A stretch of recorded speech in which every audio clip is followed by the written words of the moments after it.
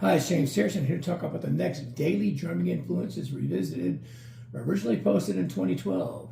Today it is Gary Mallabar. I hope I'm saying that right. I think I actually put it in wrong in 2012. But Gary Mallabar was the drummer for Steve Miller back in the 70s. I was a huge Steve Miller fan back in that era, and especially a couple of tunes that had some kind of cool drumming on them. One of them in particular was Take the Money and Run. So that was kind of a staple to try to learn how to play that when I was a kid, at least attempt to play it the right way.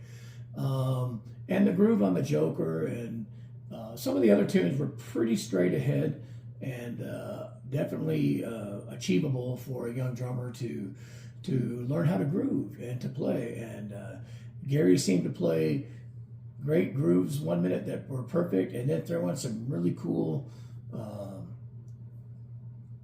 tricks, fills, whatever you want to call it. The Joker has some cool stuff. He had some nice hi-hat work. He did some openings and stuff in different places.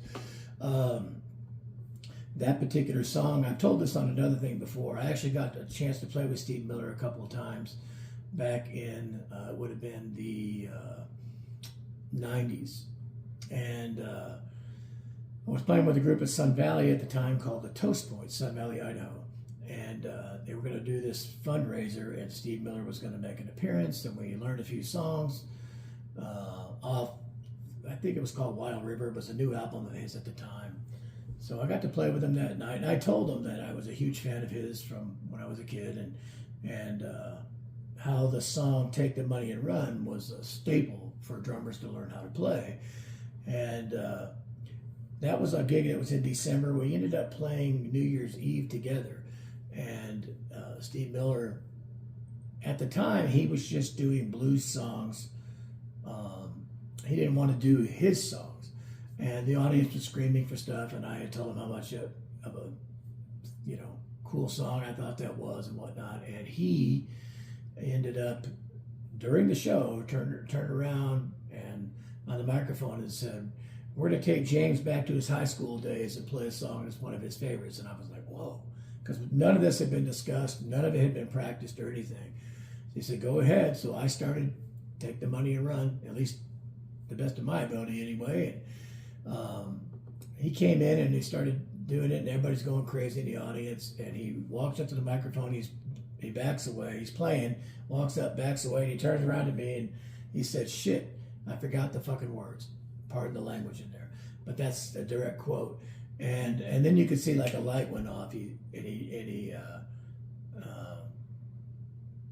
He walked back up to the microphone and started singing. This is a story about Billy Joe and whatever. And that became the song. And he autographed the drum head for me later. I still have that. So anyway, huge Steve Miller fan, and especially, like I said, that era of not so much the abracadabra 80s stuff, but the earlier stuff.